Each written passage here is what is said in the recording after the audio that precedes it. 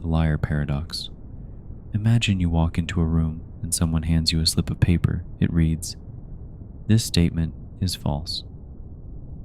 Now pause and think about it. If the statement is true, then what it says must be the case, that it's false. But if it's false, then that would mean it's not false. So it must be true. And just like that, we've entered a logical loop that spins back on itself endlessly. This is the liar paradox, and it's one of the most ancient and haunting puzzles in philosophy and logic.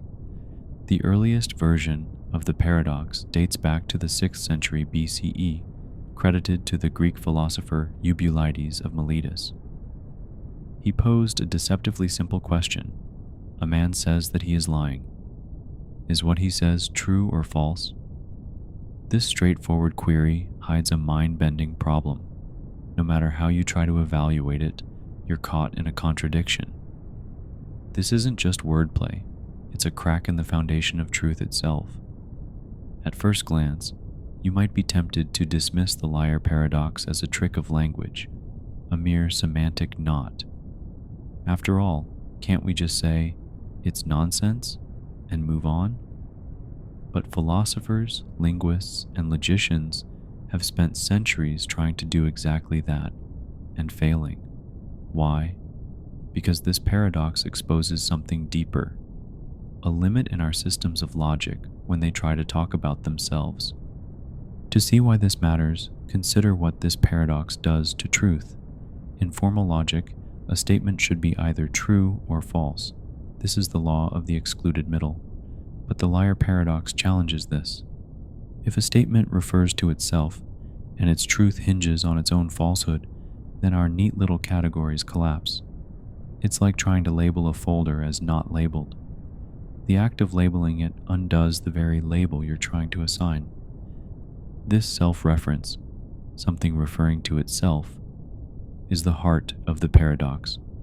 Think of a sentence as a mirror. Normally, a sentence tells us something about the world. The cat is on the mat. Easy. But when a sentence turns its gaze inward, when it reflects on itself, it can break the rules. This sentence is false is like a mirror reflecting another mirror, creating an infinite loop of reflection. There's no grounding point. Why does this matter beyond philosophy? Because the liar paradox crops up everywhere: computer science, mathematics, linguistics, and even law. One of the most famous applications of the liar paradox is Gödel's incompleteness theorems in the early 20th century. Gödel used a form of the paradox to prove that in any consistent system of arithmetic, there are true statements that cannot be proven within the system. His Gödel sentence effectively says, "This statement cannot be proven true. If it could be proven, it would be false. And if it's false, it could be proven, contradicting the whole system." The echo of the liar paradox is unmistakable. In computer science, particularly in programming languages and logic circuits, self-referential loops can lead to infinite recursion, stack overflow, or system crashes. If a program tries to evaluate a condition that leads back to itself infinitely, it becomes stuck.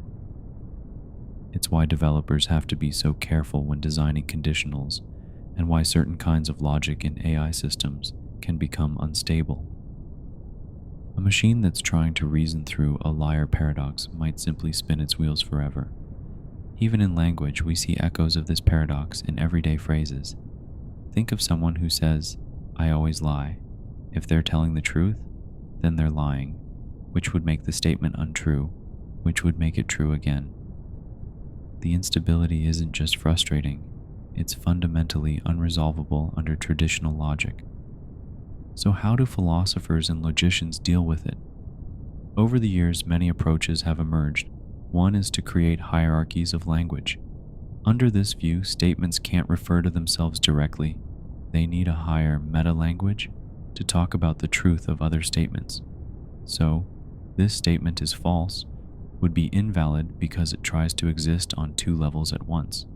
But this solution feels artificial and restrictive. Others propose a third truth value.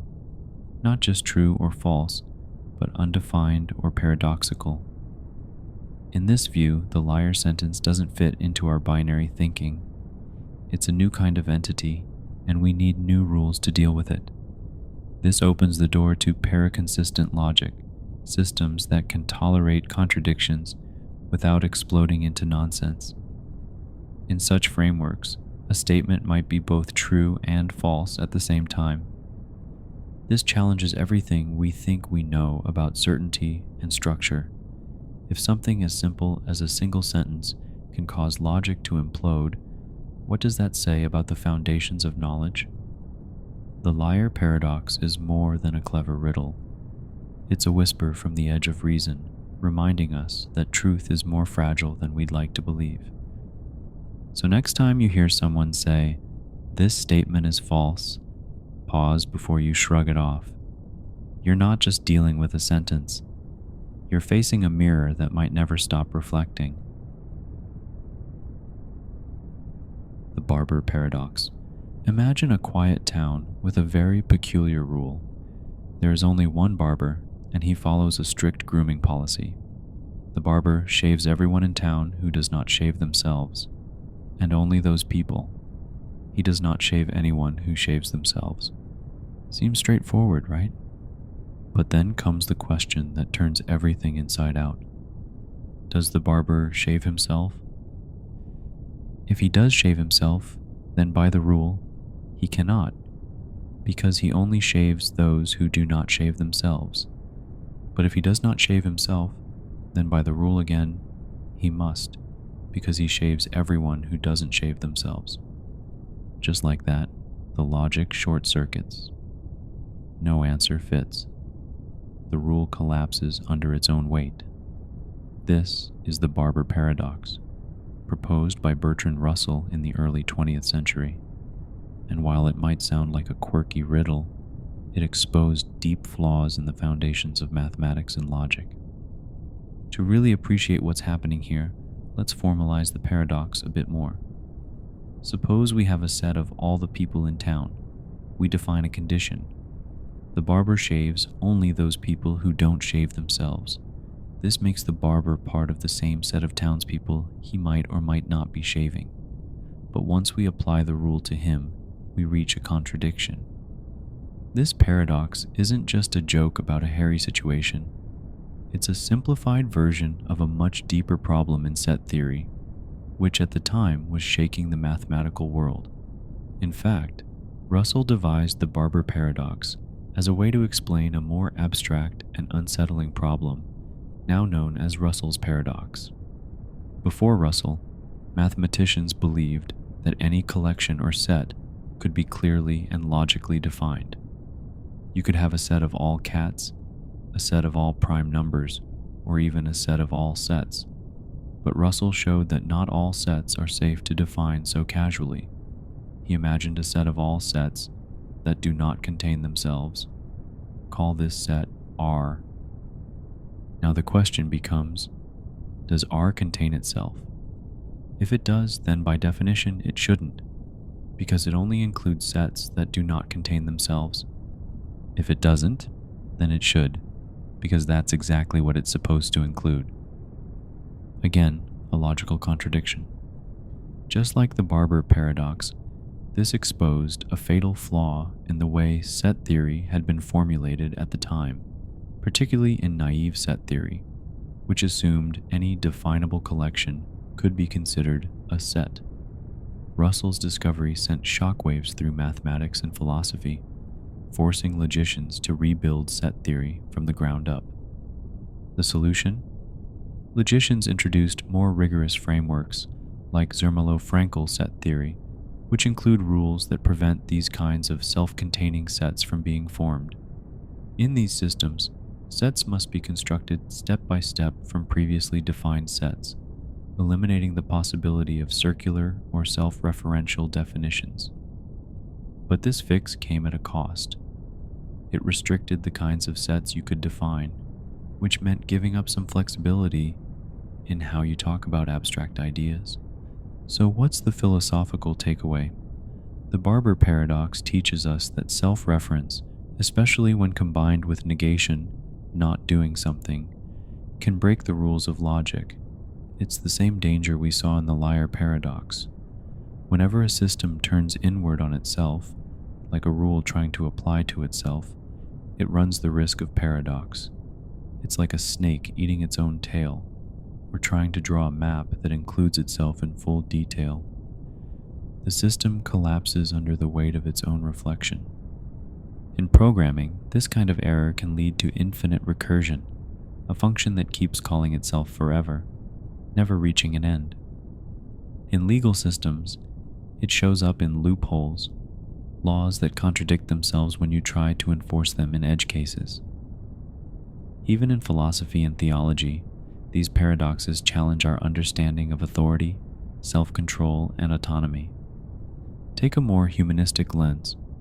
The barber is someone caught in a system that doesn't let him act freely. He's not allowed to choose whether or not to shave himself. The rules trap him in a loop of contradiction.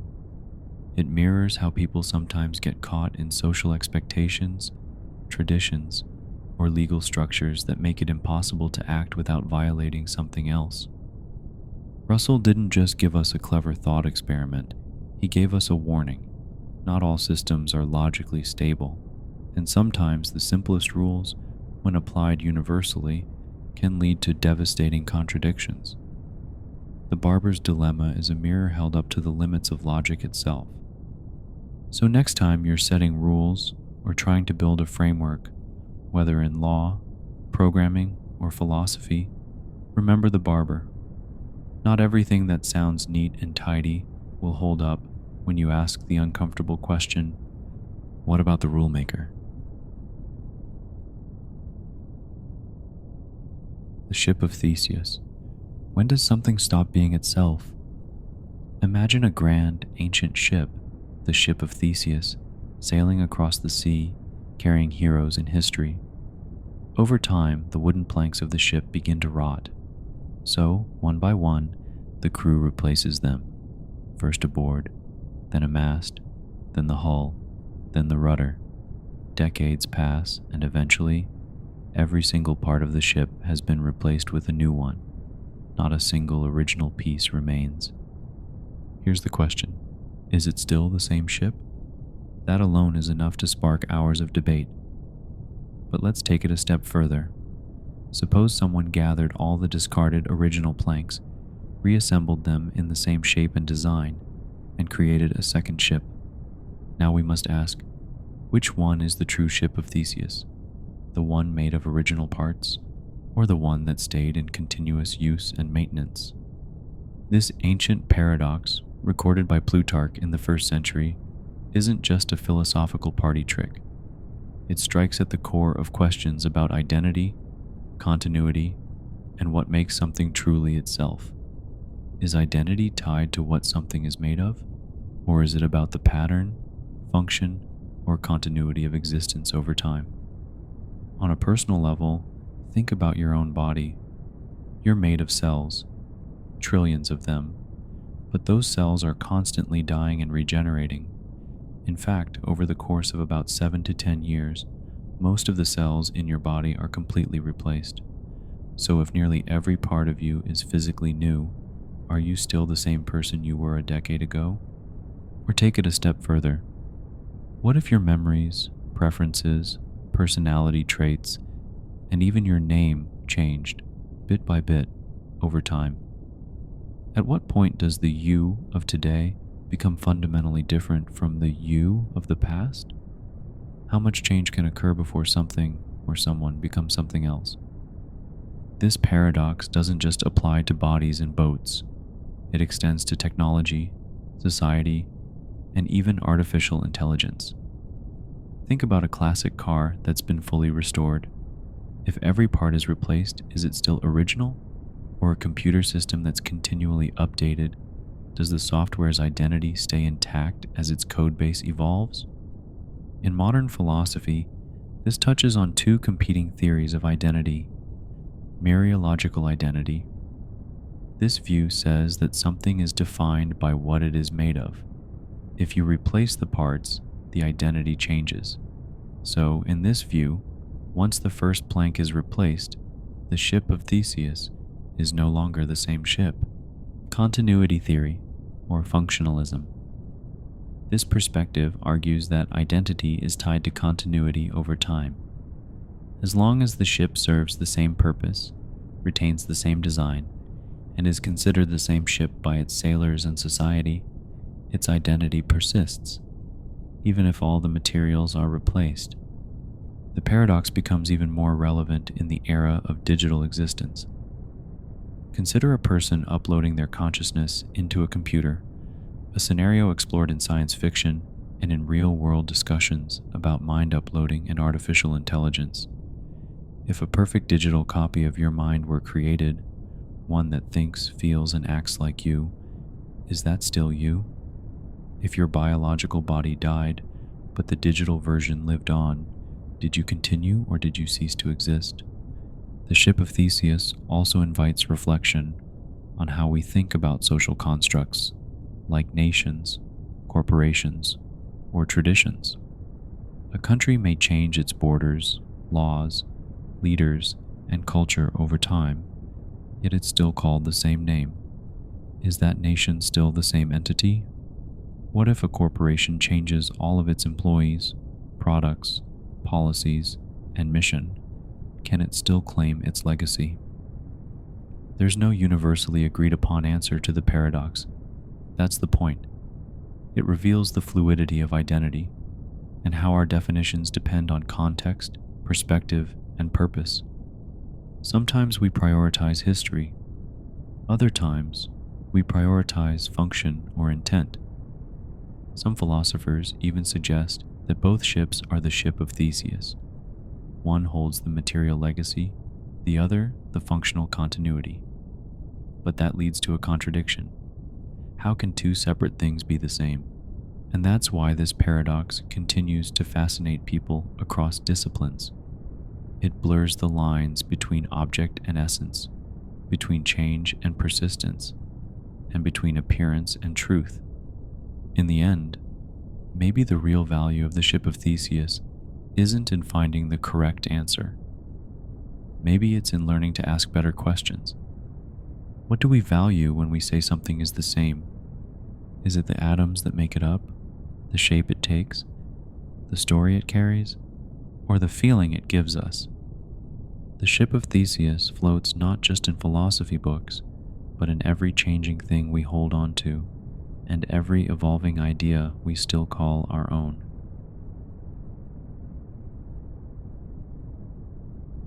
The Sorites Paradox, the paradox of the heap. Imagine you're holding a heap of sand. Now, you remove a single grain. Do you still have a heap? Most would say yes. One grain doesn't make a difference. Remove another grain. Still a heap? Probably. What if you keep removing grains one by one? At what exact point does the heap stop being a heap? Is there a definitive moment when a heap becomes just a few grains? This is the heart of the Sorites Paradox, also known as the paradox of the heap, from the Greek word sorites, meaning heap. The paradox plays with the vagueness of language and how we deal with categories that have no clear-cut boundaries. It applies not only to heaps of sand, but to countless real-world situations involving gradual change. When someone becomes bald, when a person turns old, or when a pile of trash becomes a mess. The paradox exposes a deep problem in how we define things that exist on a spectrum rather than in binary categories. The classic formulation goes something like this: 1,000,000 grains of sand is a heap. If one grain less than a heap is still a heap, then removing a single grain doesn't stop it from being a heap. Repeating this logic, you could remove grains one at a time and still have a heap, until you're left with one grain. But one grain is obviously not a heap. So where did we go wrong? There are two key philosophical challenges here. The first is vagueness, how language fails to pin down exact thresholds for many common concepts. The second is the problem of Sorites reasoning, where logic appears to support a conclusion that contradicts common sense. If each individual step seems harmless, how can the end result be so absurd? Some philosophers and logicians have tried to resolve the paradox by denying the second step. Maybe there is a sharp cutoff point where the transition from heap to non-heap occurs, even if we don't know where it is. This is known as the epistemic theory, the idea that vagueness is just a result of our ignorance. But this feels unsatisfying to many, because it treats the vagueness of language as a flaw in our knowledge rather than a feature of how words work. Others turn to fuzzy logic, a system in which truth is a matter of degrees rather than absolutes. Instead of saying this is a heap or this is not a heap, fuzzy logic might assign a degree of heapness. A pile of 500,000 grains might be a 0.7 heap, while 10 grains might be 0.02 heap. This avoids the abrupt switch, but it introduces complications about how we use language and how we draw boundaries in law, ethics, and science. There's also a contextual approach, which argues that whether something counts as a heap depends on the context in which the word is used. In one situation, 100 grains might be considered a heap, say, for measuring dust. In another, it might not, like when describing a mountain of grain. This matches how language works in everyday life, but it doesn't fully eliminate the logical discomfort the paradox creates. The Sorites Paradox also appears in political, ethical, and legal debates. Consider laws that define poverty, eligibility for benefits, or minimum wage. At what exact dollar amount does someone become poor? Or at what number of drinks does someone become drunk? These aren't just semantic games. They affect real people and real outcomes. Even AI and machine learning face versions of this paradox. Training an algorithm to recognize whether a room is clean or messy requires setting thresholds for vague qualities. What's clean enough? At what point does a machine learning model decide something crosses the line? At its core, the Sorites Paradox forces us to confront the gray areas in life, the uncomfortable truth that many of the categories we use are built on slippery slopes. We want to believe in clear lines and definitions, but much of reality doesn't cooperate. The world is fuzzy, continuous, and gradual, not neat and binary. So how do we live with this? Often we rely on pragmatic boundaries. We agree on rough thresholds based on social consensus, legal convenience, or practical need. We say a person is bald at some arbitrary point, not because the definition is objectively true, but because it's functionally useful. Language evolves around our needs, even if it can't always stand up to philosophical scrutiny. In the end, the Sorites Paradox doesn't just question the definition of a heap. It challenges our belief in precision, objectivity, and the neatness of categories. It reminds us that the universe, and our experience of it, is often too fluid for rigid boundaries. Russell's Paradox, the set of all sets that do not contain themselves. A simple question that broke the foundation of mathematics. Imagine you're organizing your closet. Some baskets contain socks, others contain shirts. But suppose you also have baskets that contain other baskets. Then you ask yourself, should a basket contain itself? Sounds strange, right? But let's take it seriously. Suppose you label each basket based on its contents.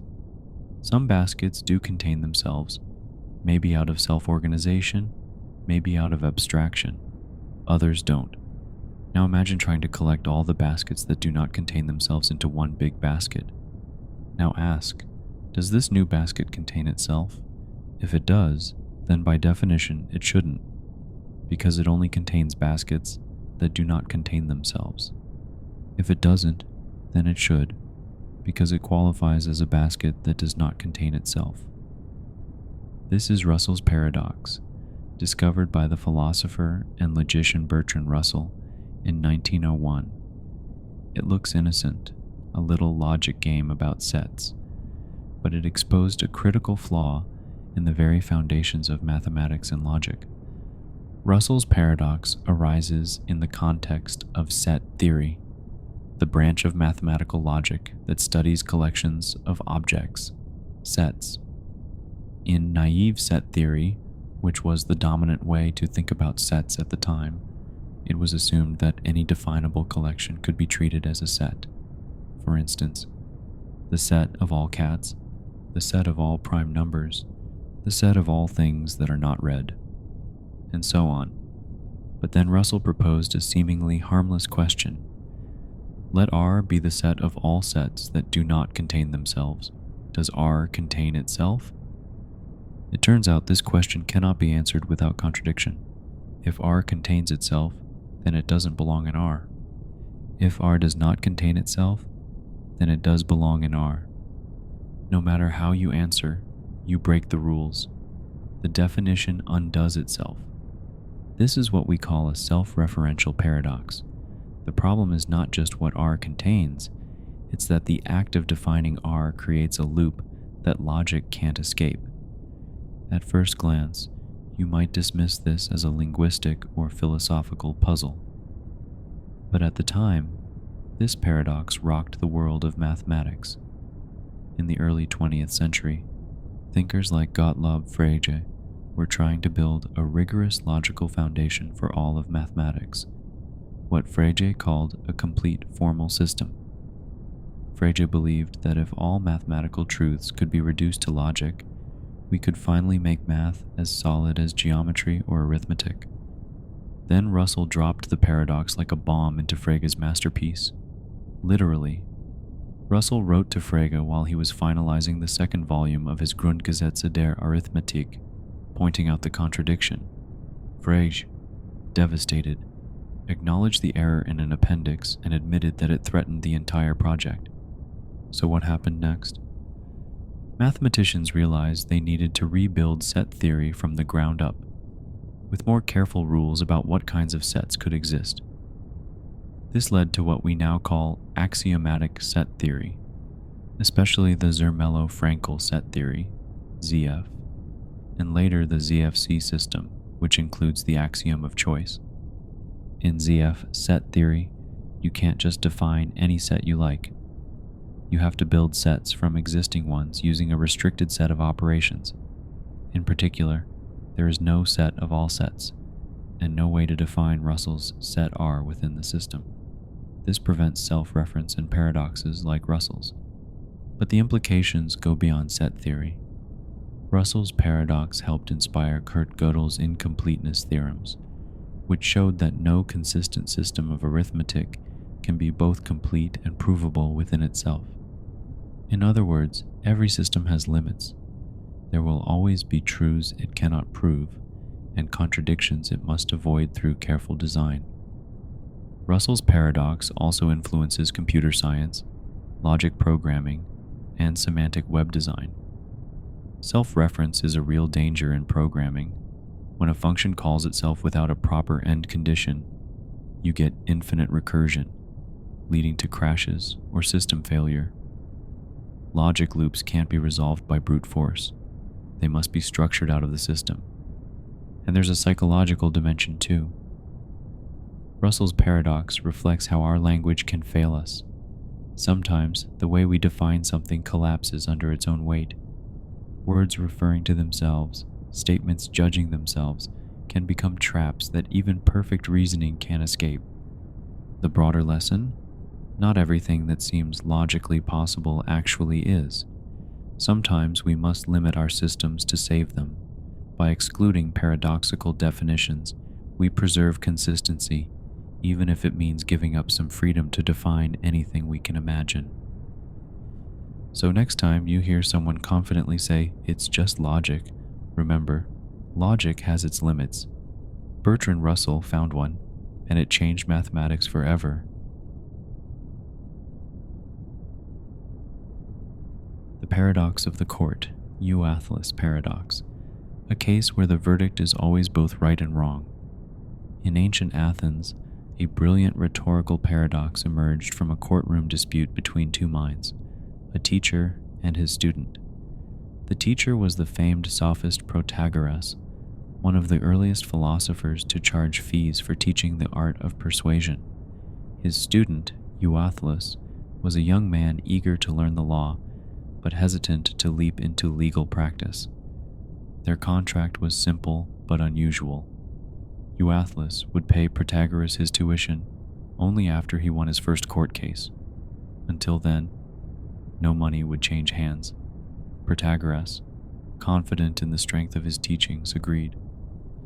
But there was one condition built into the deal that neither man fully anticipated. What would happen if Euathlus never chose to argue a case? Time passed.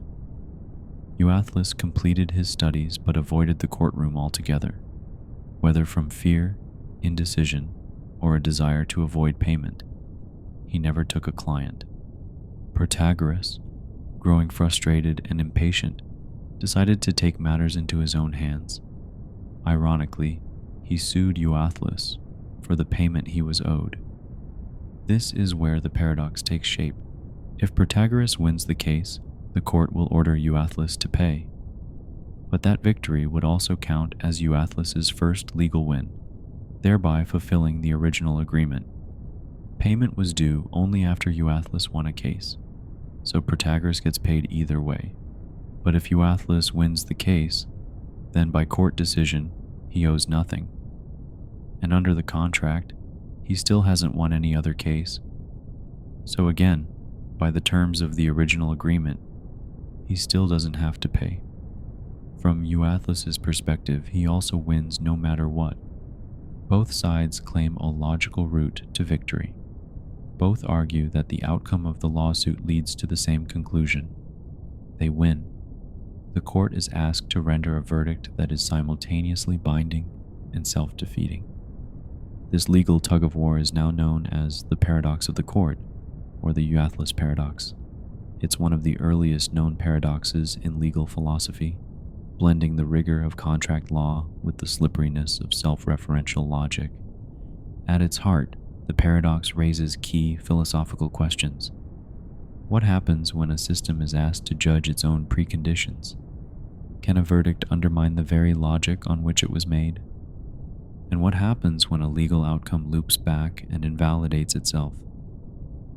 The paradox closely mirrors the structure of other logical puzzles. Like the liar paradox, this statement is false, or Russell's paradox in set theory, the set of all sets that do not contain themselves. These all share a recursive quality. Something refers to itself, and by doing so, it collapses the distinction between truth and falsehood, or rule and exception. In the case of Protagoras and Euathlus, the court becomes entangled in a self-referential trap. The trial is the condition that triggers payment, but it also must decide whether the payment is due before that condition is fulfilled. This creates a circular dependency that logic alone cannot easily resolve. So how might this play out in a real-world legal setting? There are several possibilities. Literal enforcement. The court might rule narrowly. If Protagoras wins, Euathlus pays. The contract condition is fulfilled in the process. Problem solved? Maybe not, because Euathlus could argue that the court cannot retroactively trigger payment through a case that was initiated against his will. Strict interpretation. The court might say that Euathlus must initiate and win a case of his own choosing for payment to be due. Because he didn't do that, the contract was never fulfilled. Protagoras loses, and Euathlus never pays. Legal dismissal. The court might throw the case out entirely as an example of a self-invalidating contract, a kind of legal Mobius strip. The terms of the agreement were fundamentally flawed and unenforceable. What makes this paradox so enduring is that none of these outcomes fully satisfies our sense of justice or logic. Each answer introduces problems of fairness, definition, or legal consistency. This story isn't just historical trivia. It continues to echo in modern contexts. Think about software licensing, where usage terms might trigger payment but only after certain conditions are met, or employment contracts, where bonuses depend on performance outcomes that are themselves under dispute. The logic of the Euathlus paradox plays out in boardrooms and courtrooms today. It's also a warning. Contracts are not immune to contradiction. Even airtight language can unravel under scrutiny if the structure of the agreement contains feedback loops or ambiguous triggers. The paradox is a living example of what happens when a rule tries to enforce itself and ends up chasing its own tail. Some scholars interpret the Euathlus paradox as a philosophical koan, a riddle meant not to be solved, but to provoke thought. It shows how even seemingly rational systems can be undermined by their own conditions. Like many paradoxes, it blurs the line between logic and absurdity. In the end, whether you side with the teacher or the student, one thing is clear. The courtroom isn't just a place of justice, it's a theater of paradox, and sometimes even logic needs a lawyer.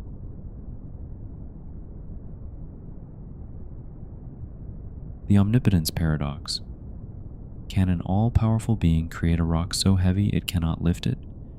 Imagine an all-powerful, all-knowing, limitless being, a deity capable of anything. Now ask the question, can this being create a rock so heavy that it cannot lift it? If the answer is yes, then there's something it cannot do, lift the rock. If the answer is no, then there's something it cannot do, create the rock. Either way, there seems to be at least one thing this being cannot do, which contradicts the very idea of being omnipotent, having total power over all things. This is the essence of the Omnipotence Paradox, a thought experiment that stretches back centuries. It challenges the very coherence of the concept of absolute power and forces us to think deeply about the limits of logic, language, and belief. The paradox appears in many forms. Can God create a square circle? Can an omnipotent being destroy itself? Can it make 2 + 2 = 5? At its core, the paradox asks, is true omnipotence even logically possible? And if it isn't, what does that say about our understanding of divinity or perfect power? Let's first examine the literal interpretation, the belief that omnipotence means the ability to do absolutely anything, without exception. Under this view, contradictions must also be within reach, square circles, infinite rocks, creating limits and defying them. But this view quickly runs into logical self-destruction. If an omnipotent being can violate logic, then nothing it does is meaningful. If contradictions are allowed, then any statement can be true, including the statement that omnipotence does not exist. Logic itself collapses. So many philosophers propose a different interpretation. Omnipotence means the ability to do all things that are logically possible. In this view, asking a being to create a rock it cannot lift is like asking it to create a married bachelor or a triangle with 4 sides. These aren't feats of strength. They're nonsense. They are contradictions in terms. St. Thomas Aquinas, one of the most influential thinkers in Christian philosophy, made this exact point. He argued that God's power does not extend to the logically impossible, because logical impossibility is not a thing at all. It's not something waiting to be done. It's just an incoherent jumble of words. So, under this definition, the Omnipotence Paradox is not a true challenge. It's a misuse of language. You might as well ask, can God color the number 7 blue and make it taste like triangles? It's a sentence that sounds grammatically valid but collapses under scrutiny. Yet some thinkers aren't satisfied with this answer. They argue that even the logically possible definition of omnipotence is vulnerable. What if an omnipotent being chooses to limit itself, to create rules like the laws of physics, and then abide by them? Is it still omnipotent if it chooses not to break those rules? This brings us into the realm of self-binding power. For example, Consider a sovereign who signs a constitution that limits their own authority. Is that act a sign of weakness or supreme strength? Is the ability to self-limit a form of higher power? Or does it disprove omnipotence by implying dependence on structure? Some modern philosophers explore this by distinguishing between absolute omnipotence, the power to do literally anything, and functional omnipotence, the power to do anything that can be meaningfully done. Functional omnipotence might include the ability to self-regulate, or to do what's consistent with one's own nature, even if that excludes contradictions. This paradox also shows up in theology, especially in debates between classical theism and more modern conceptions of God. Is God bound by reason? Can God break moral law? If God is good, is he free to do evil? Or is omnibenevolence a limitation? From a psychological or existential perspective, the Omnipotence Paradox touches something deeper, our own relationship to power. We often imagine absolute power as limitless control, but real power in the world is shaped by restraint, choice, and principle. The paradox suggests that being able to impose limits, like lifting a rock you chose to make heavy, isn't weakness. It's possibly the highest expression of power. The paradox also has implications in artificial intelligence. If we one day create machines vastly more capable than us, and we embed them with certain constraints or moral parameters, will they still be omnipotent within their domain, or will those limits define them? Ultimately, the Omnipotence Paradox may not tell us whether an all-powerful being exists, but it does reveal the power and the limits of human thought. It shows how easily our language and reasoning can trick us into false dilemmas, and how quickly we hit the edges of what we can comprehend. So can an omnipotent being create a rock so heavy it cannot lift it? Maybe the better question is, can we understand a being that doesn't answer to our logic at all?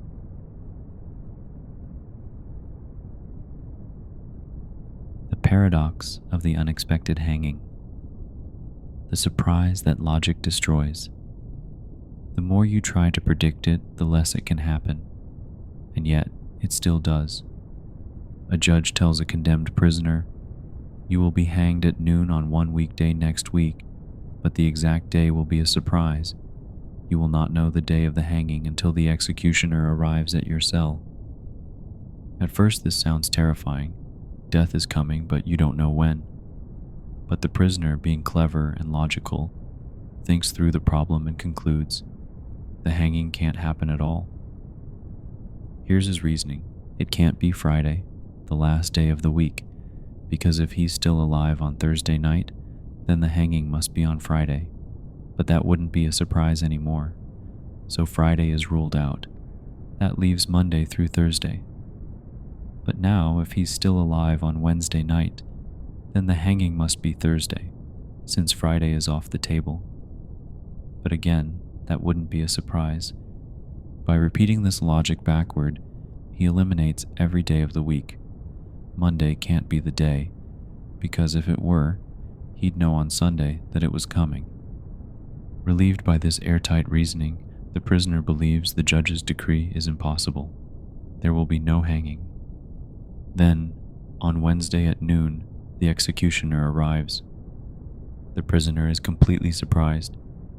This is the paradox of the unexpected hanging, and it has haunted philosophers, logicians, and cognitive scientists for decades.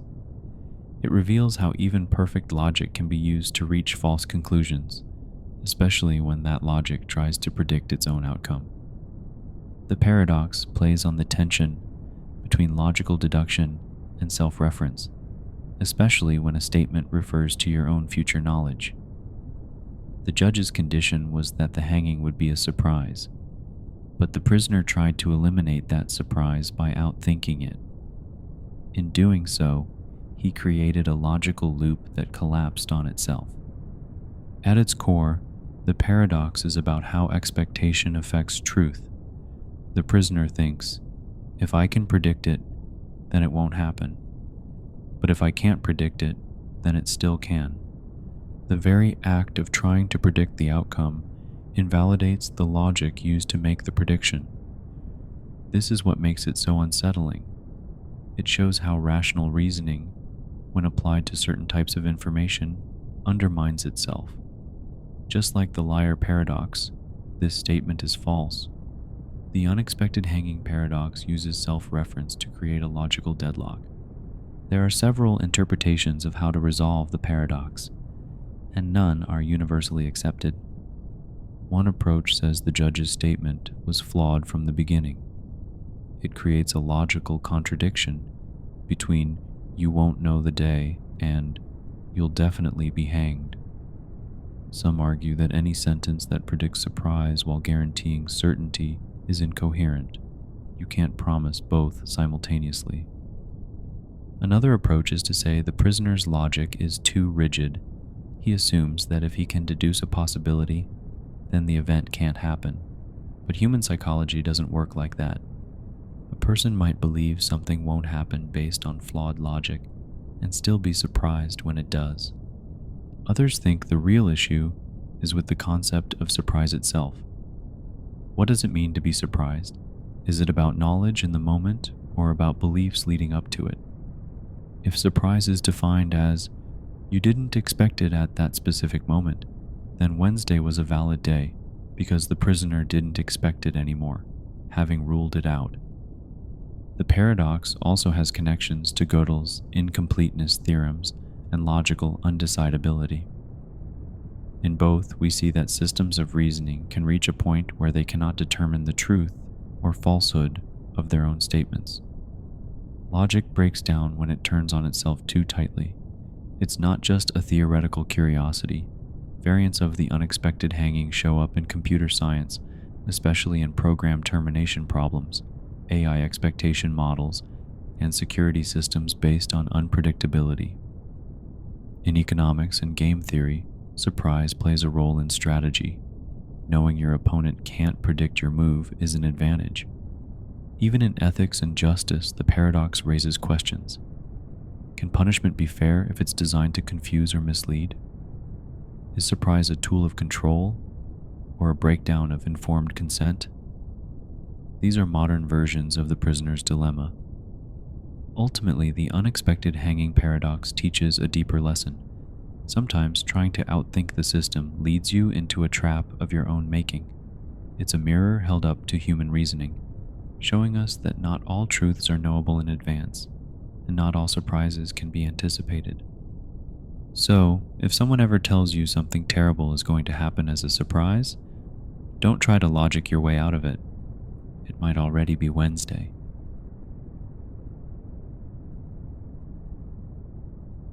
The two envelopes paradox. Should you always switch? A gamble where every choice seems worse than the next, forever. You're presented with two sealed envelopes. One of them contains a certain amount of money. The other contains either twice that amount or half that amount. You're told only this and nothing more. You pick one envelope at random. Before you open it, you're given a choice. Do you want to switch envelopes? Most people think, well, I don't have any information yet. It's 50-50. Switching won't make a difference. But then a strange line of reasoning kicks in, and suddenly, everything changes. Let's suppose you open your envelope and find $100. Now you consider switching. The other envelope either has $50 or $200. You assume these are equally likely outcomes. So let's calculate the expected value of switching. There's a 50% chance of getting $50. $50 times 0.5 equals $25.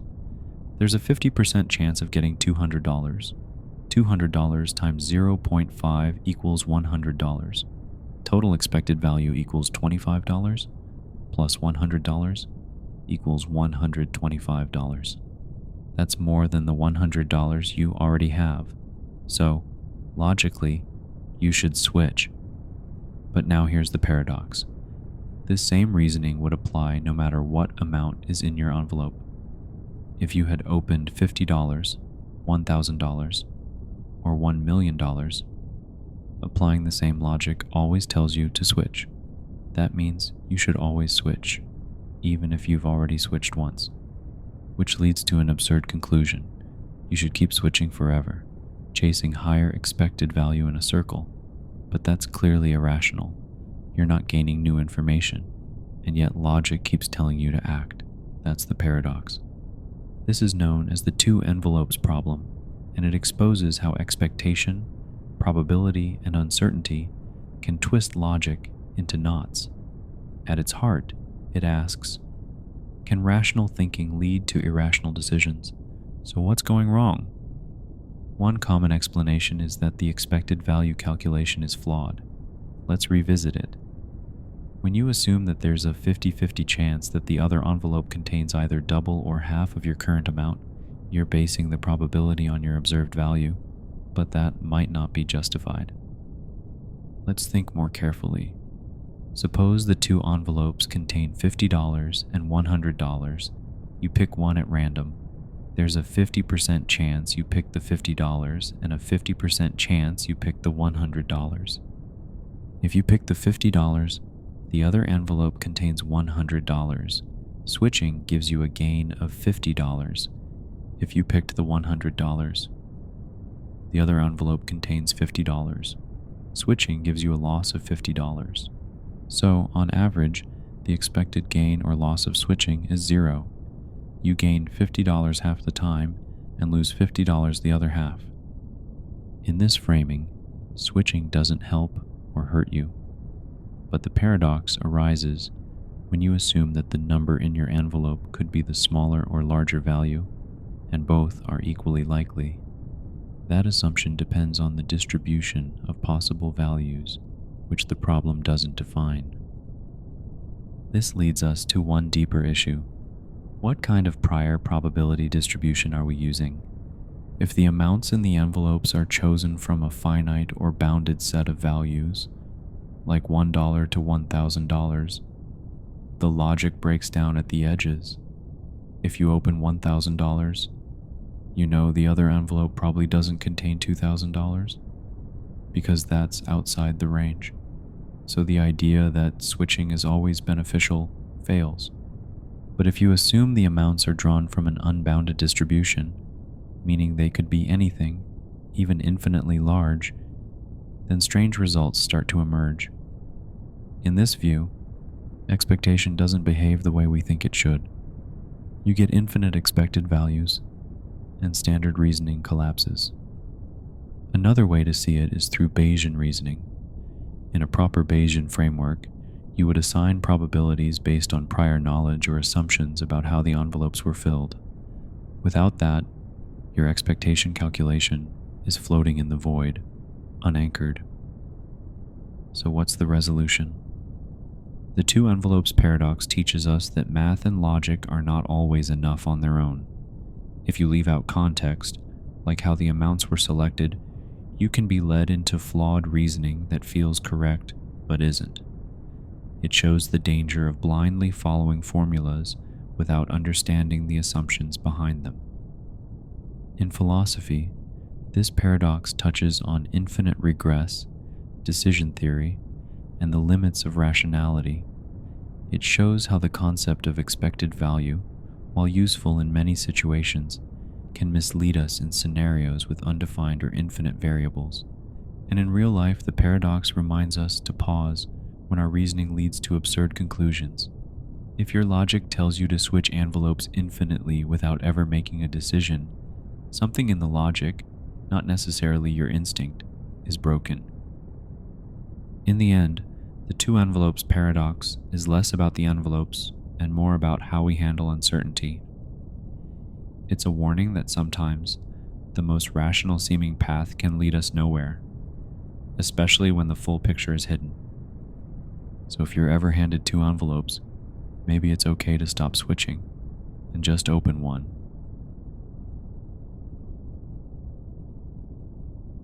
The paradox of tolerance. Should tolerance tolerate intolerance? The idea that embracing everything might destroy everything. Imagine a society that values freedom of expression, belief, and lifestyle, a society that holds tolerance as its highest virtue. It welcomes all voices, all cultures, all opinions. But then something unexpected happens. A group emerges that openly opposes tolerance itself. It preaches hate, seeks to silence others, and works to dismantle the very system that allowed it to speak in the first place. Now the question arises, should this tolerant society tolerate the intolerant? If it does, it risks allowing the intolerant to grow in power and eventually destroy tolerance. But if it doesn't, and it silences the intolerant, then it may be accused of becoming intolerant itself. Either way, the principle of tolerance appears to be undermined. This is the core of the paradox of tolerance, first articulated by philosopher Karl Popper in his 1945 work, The Open Society and Its Enemies. Popper warned that a completely tolerant society, if it tolerates the intolerant, will eventually be destroyed by them. To preserve openness, paradoxically, some limits must be placed on tolerance itself. Let's break this down. Tolerance means allowing different beliefs, cultures, or opinions to coexist.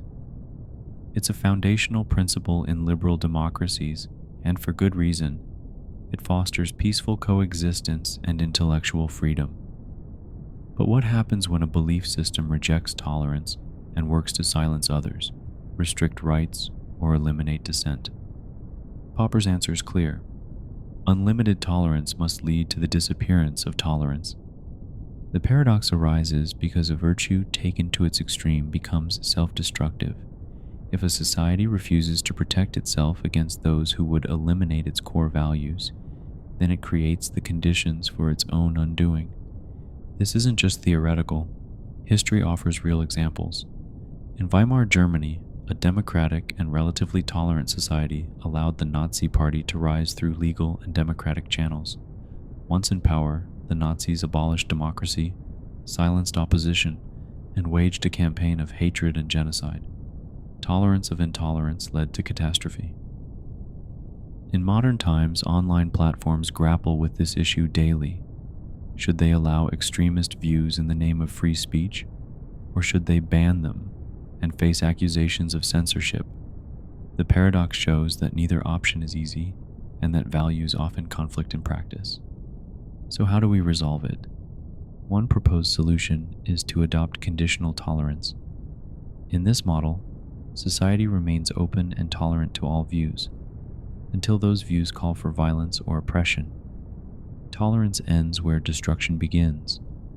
It's not about silencing disagreement, it's about defending the very conditions that make disagreement safe and possible. Popper didn't suggest preemptively silencing all disagreeable opinions. In fact, he emphasized the importance of debate and reason, but he drew a firm line at those who use violence or actively seek to destroy the system itself. He argued that if intolerant ideologies refuse to engage rationally and instead use propaganda and aggression, then society is not obligated to tolerate them. Critics of this approach raise concerns about who decides what counts as intolerant. In politically charged environments, the label of intolerance can be misused to silence opposing viewpoints. That's a danger too. The paradox doesn't offer an easy answer. It offers a warning that tolerance is a delicate balance, not an absolute rule. In ethics, this is known as a limit case, where a virtue, like tolerance, collides with its own boundary conditions. Too much, and it implodes. Too little, and it becomes hypocrisy. The goal is to preserve the spirit of tolerance without allowing it to be exploited and turned into a weapon. In law, the paradox shows up in debates over hate speech, free expression, and civil liberties. Where should the line be drawn? How do you protect people's right to speak freely without endangering others' right to exist freely? Even in interpersonal relationships, we face this paradox. Should we tolerate people in our lives who consistently disrespect or harm others?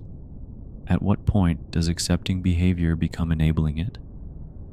The paradox of tolerance is not an argument against tolerance. It's an argument for defending tolerance wisely, for recognizing that values need boundaries to survive. True tolerance isn't passive acceptance of all things. It's an active commitment to protecting pluralism, peace, and mutual respect, even if that means drawing a line. So the next time you hear someone say, "We must tolerate everything," ask yourself, what happens when tolerance becomes a tool for its own destruction? Because sometimes the most tolerant act is to say no.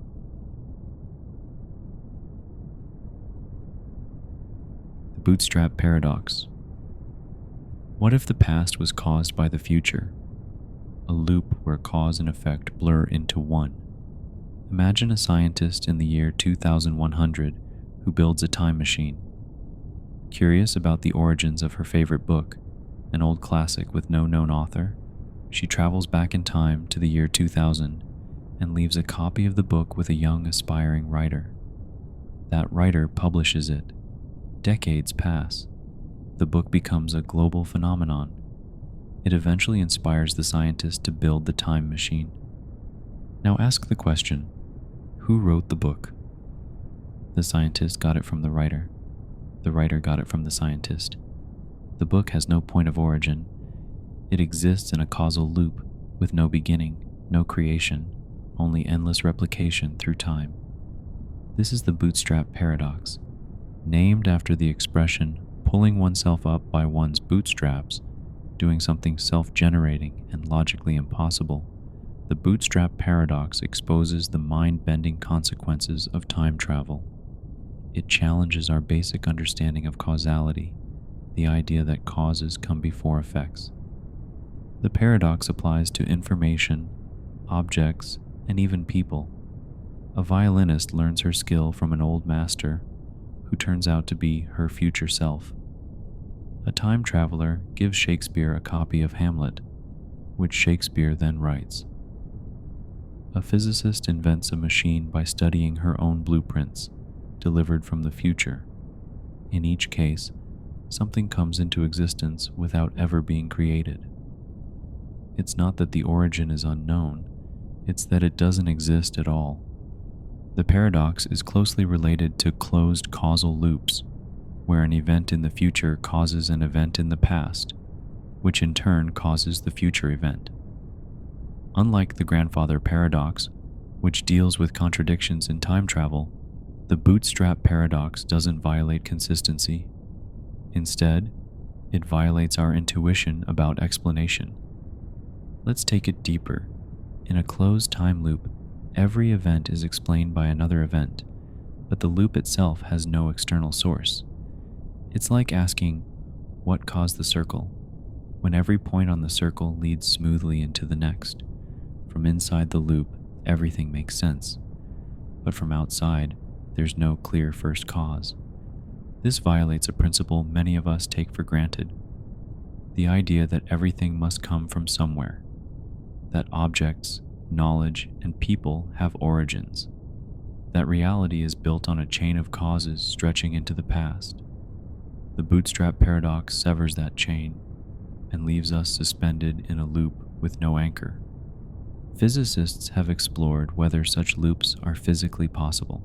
In general relativity, solutions known as closed time-like curves allow for them in theory. The idea is that space and time can curve so extremely that a path through space-time brings you back to your own past. These loops don't necessarily violate the laws of physics, but they raise serious questions about free will, determinism, and information flow. One possible way to resolve the paradox is to embrace determinism, the idea that all events are fixed in a self-consistent loop. In this view, the time traveler had to give the book to the writer. The loop is part of the timeline. There's no contradiction, just a strange kind of self-contained logic. Another view is that these loops are allowed but rare. The universe permits them in specific conditions, but avoids paradoxes by ensuring consistency. This is sometimes called the Novikov self-consistency principle. Time travelers can act freely, but only in ways that preserve the timeline. They can't change the past, but they can cause it.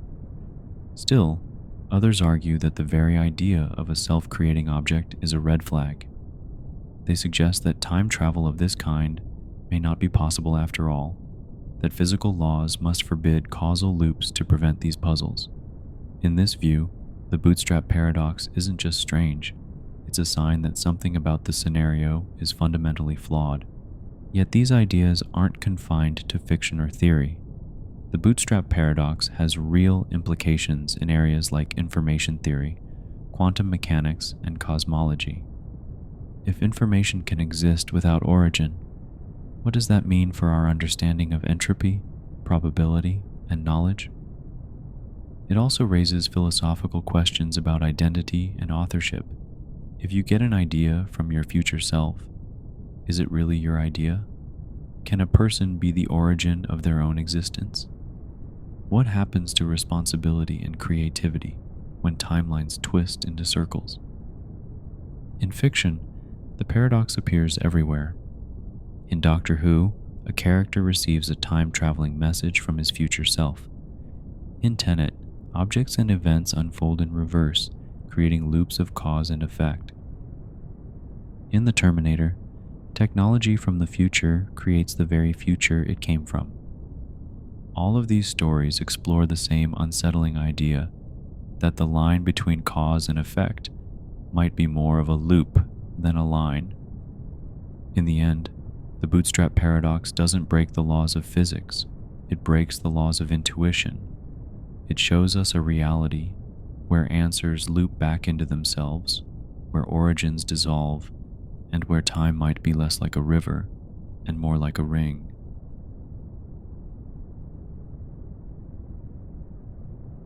The Grandfather Paradox. What happens if you erase your own past? A time traveler's ultimate dilemma: change the past, lose yourself. Imagine you invent a time machine and decide to travel back in time to the year 1940. You arrive, find your grandfather before he's had children, and for some tragic reason, you prevent him from ever meeting your grandmother. The outcome: your father is never born, and if your father is never born, you are never born.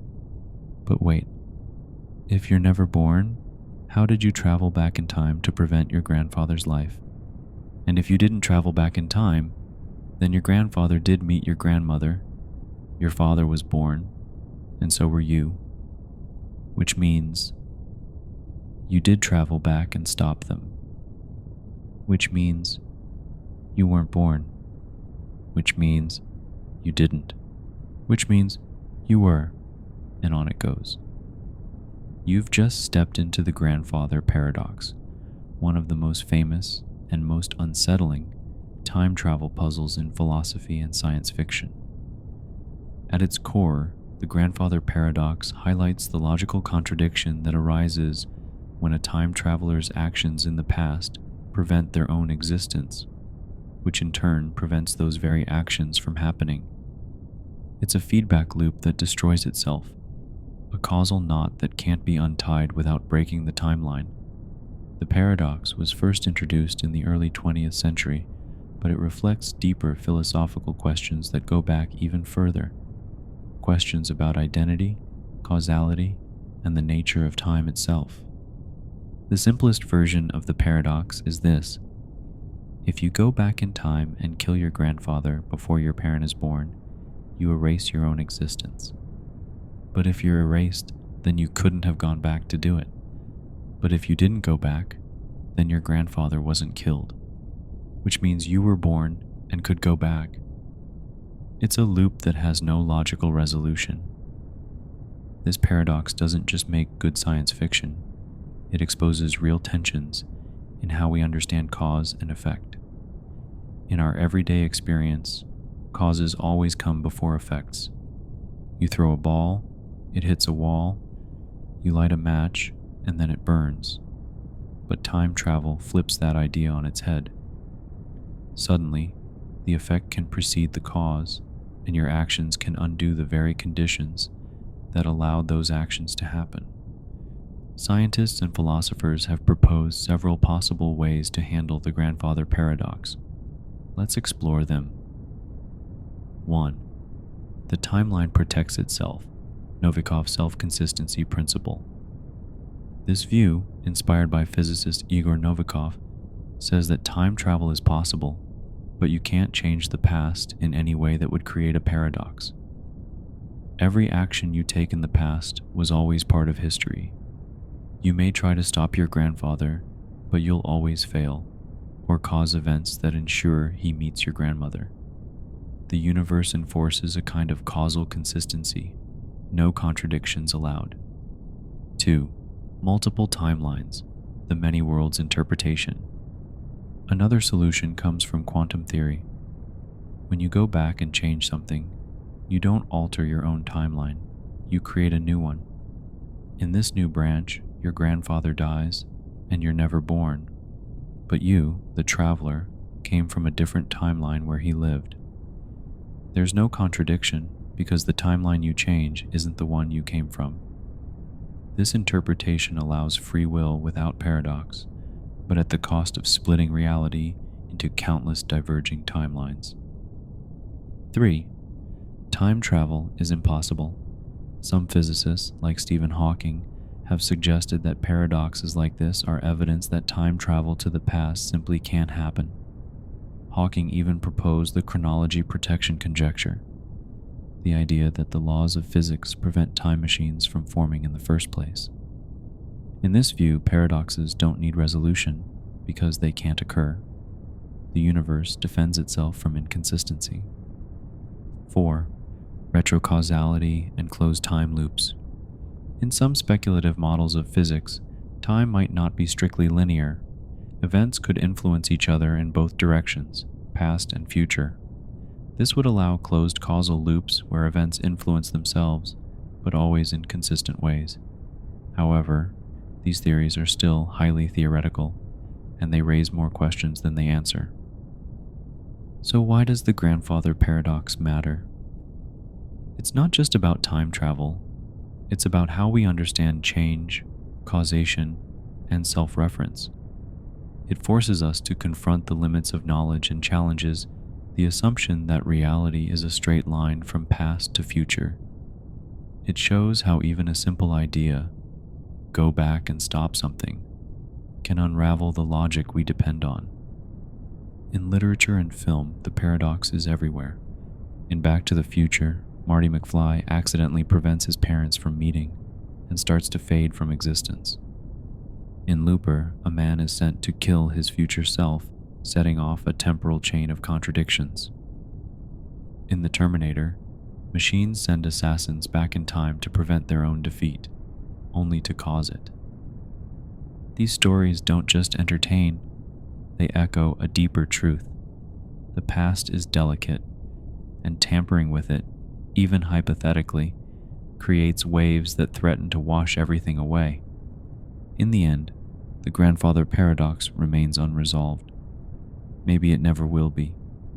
But it teaches us something profound, that time is not just a backdrop for events. It's part of the web of reality itself. And when we tug at one thread too hard, the whole thing begins to unravel.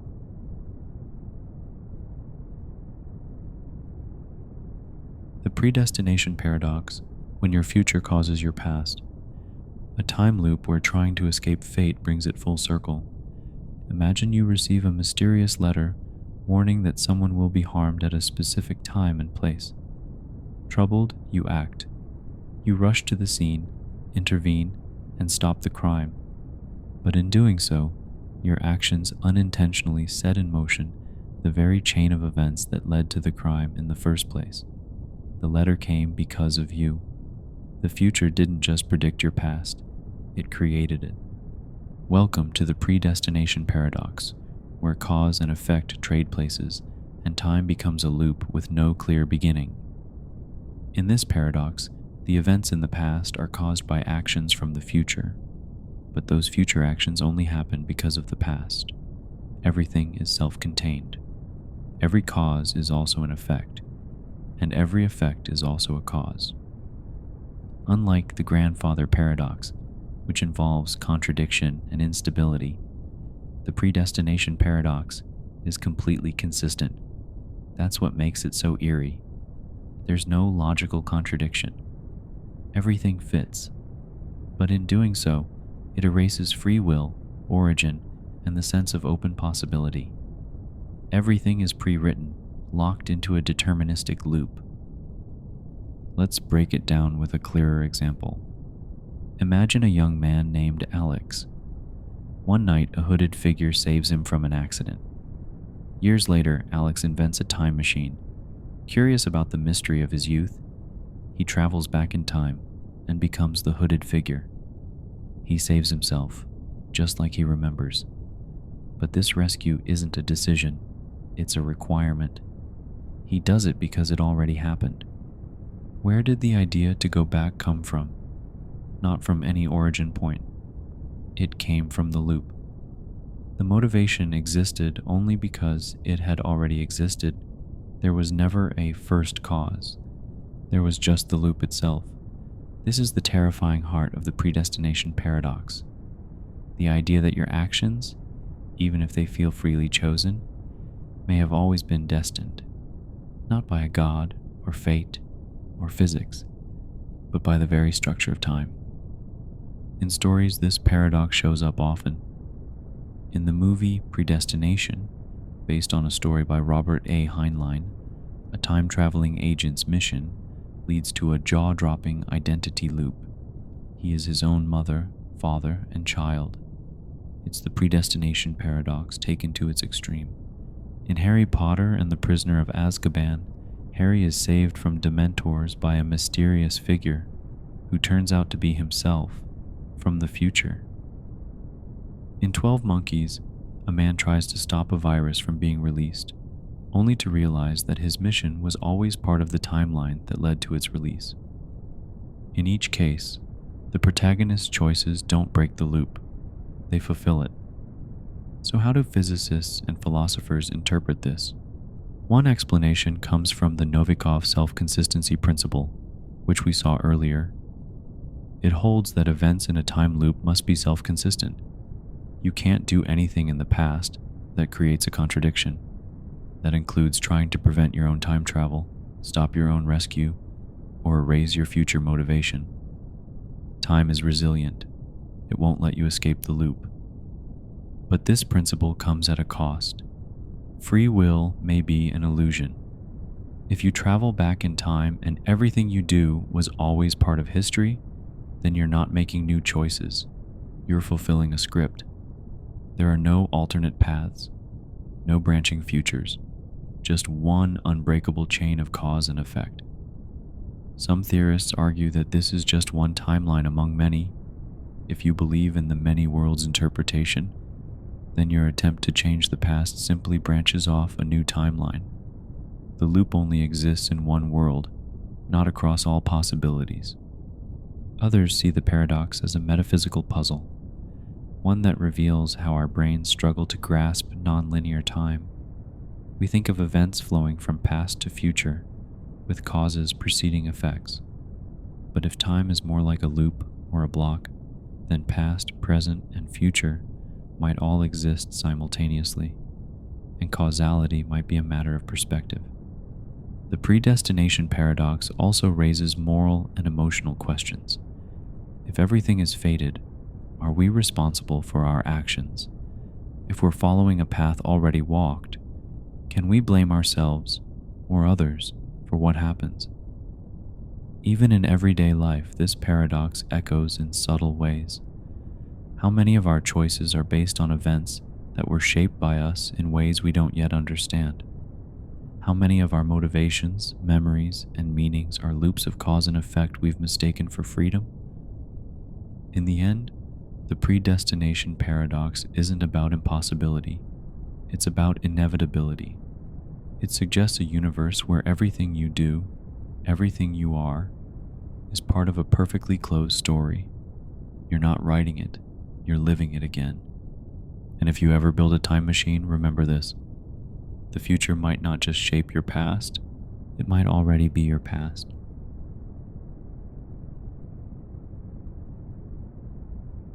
Polchinski's Paradox, the pool ball that destroys its own timeline.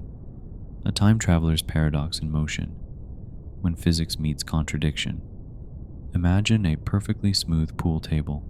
On one side is a wormhole, a shortcut through space-time that acts like a time machine. If you roll a pool ball into one mouth of the wormhole, it emerges from the other a few seconds earlier on the same table. Now imagine you roll the ball into the wormhole at just the right angle so that it emerges from the past and smacks into its earlier self, deflecting it just enough to prevent it from ever entering the wormhole in the first place. This is Polchinski's paradox, a physical twist on time travel introduced by physicist Joseph Polchinski in 1990. Unlike the philosophical puzzles of the grandfather or predestination paradoxes, this one is grounded in classical mechanics, objects, motion, and collisions, and asks what happens when causality is bent into a self-destructive loop. Let's break it down. The paradox arises from an apparently simple setup. A pool ball enters a wormhole and travels back in time. It exits a few seconds earlier at a position on the table. It collides with its past self in a way that prevents it from ever entering the wormhole. But if it never entered, then it never exited. So there was no ball to deflect the first one. So the first ball enters and the cycle repeats. It's a perfect example of a time travel contradiction built with physics. It doesn't rely on vague ideas like fate or free will. It's about trajectories, forces, and deterministic cause and effect, and that's what makes it so powerful. It shows that even in a perfectly defined system, time travel can lead to logical deadlock. So how can the universe allow such a situation? Surprisingly, the solution isn't time travel is impossible. In fact, Polchinski used this setup to explore whether self-consistent solutions could still exist. Meaning, can time travel happen in a way that prevents paradox? The answer, according to Igor Novikov's self-consistency principle, is yes. Novikov argued that the laws of physics will always find a way to preserve consistency. In the case of the pool ball, there might be a trajectory where the ball emerges from the wormhole slightly offset, just enough to nudge its past self into the correct angle to still enter the wormhole. No contradictions, just a closed, self-consistent loop. In this solution, the ball doesn't stop itself from entering. It deflects itself just enough to become the exact version that emerges from the wormhole. It's weird, but it works. The timeline closes on itself without contradiction. This shows us something fascinating about physics and time. Time loops don't have to be impossible. They just have to be consistent. But it also shows how incredibly delicate those loops must be. Every action must fit precisely. Every interaction must align. The universe, in this view, is not just deterministic, but tightly constrained by logic that goes both forward and backward in time. Polchinski's paradox is important because it moves time travel from the realm of abstract logic to the realm of physical systems. It asks, if wormholes are real, and Einstein's general relativity says they could be, then can we build a consistent physics around them?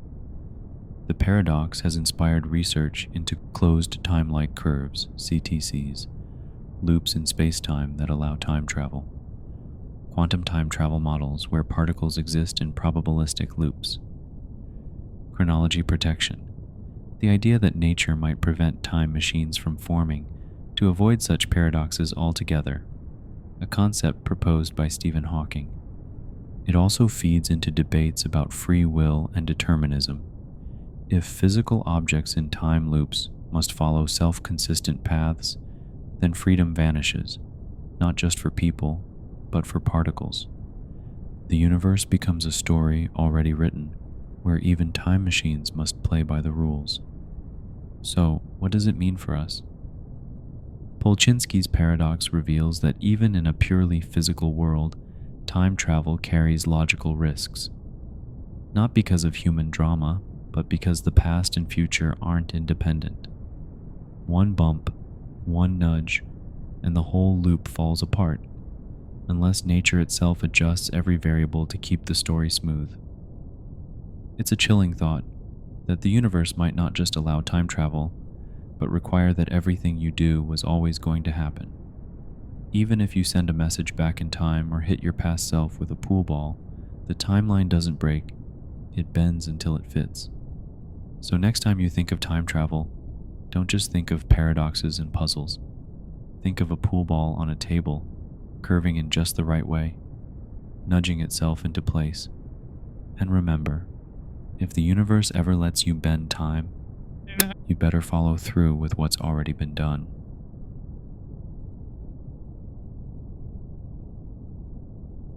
The Newcomb Paradox. Can you outsmart perfect prediction? A game between free will and foresight, where your choice might already be made.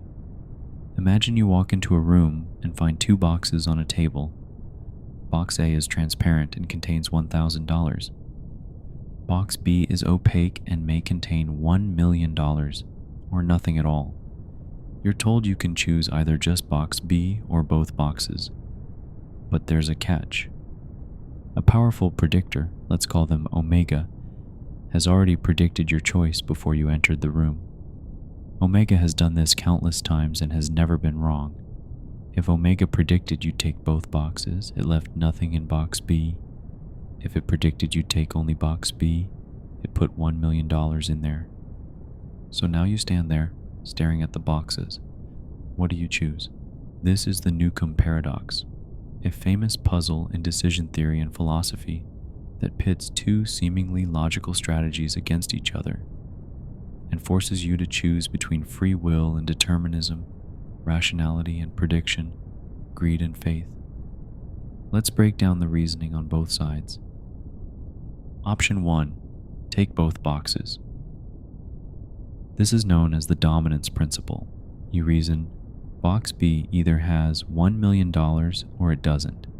That decision has already been made. I can't change what's in it now. So why not take both and get an extra $1,000? If box B is full, I walk away with $1,001,000. If it's empty, at least I get $1,000. Taking both is strictly better.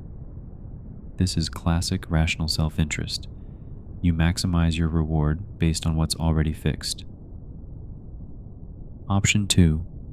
Take only box B. This is called expected utility reasoning. You say, Omega has a perfect track record. If I take only box B, I'm very likely to get $1 million. But if I take both, I'll probably get just $1,000.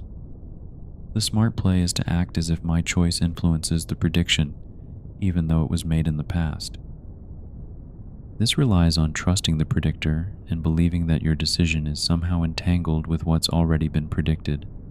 It feels less like causation and more like correlation or pre-established harmony. So, who's right? Here's the twist. Both arguments are valid within their own logic systems. That's what makes it a paradox. From the perspective of causal decision theory, the choice has no effect on the prediction. You're just making a decision in the present. The past is fixed. In this view, taking both boxes is rational. But from the perspective of evidential decision theory, your choice is evidence of what the predictor anticipated.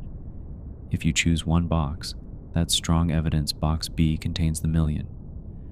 Choosing both suggests it's empty, so the rational move is to take only box B. Different decision theories lead to opposite choices, and real-world people split almost evenly on what they think is the right move. Philosophical implications. The Newcomb Paradox forces us to ask uncomfortable questions. Can your present choice influence a past prediction? If your actions are predicted perfectly, is free will just an illusion? Should you base decisions on what's already true, or on what kind of person you're becoming by making them? In the paradox, your decision isn't just about maximizing reward, it's about how you model yourself. Are you a player reacting to the world, Or are you part of a loop that includes how the world reacts to you? Some thinkers argue that the paradox disappears if you remove perfect prediction. After all, who can truly predict human behavior with 100% accuracy? But others point out that the paradox still holds, even if omega is just extremely accurate, not infallible. The core problem remains: do you trust the pattern, or do you defy it? The paradox also appears in AI and game theory. If we design intelligent systems that make predictions about human behavior, and we act based on those predictions, do we fall into the same loops? Can a system manipulate us not by changing the world, but by forecasting it so well that we change ourselves? And in real life, we face softer versions of this every day. Should you trust your gut or game the system? Should you act based on evidence or based on what kind of evidence your actions will become? Final thoughts. The Newcomb Paradox isn't about money, it's about identity. It challenges how we understand choice, causality, and rationality. Do you act like someone who believes in control, or someone who trusts the pattern? Are you the kind of person Omega predicted would take one box, or two? The answer might already be waiting inside.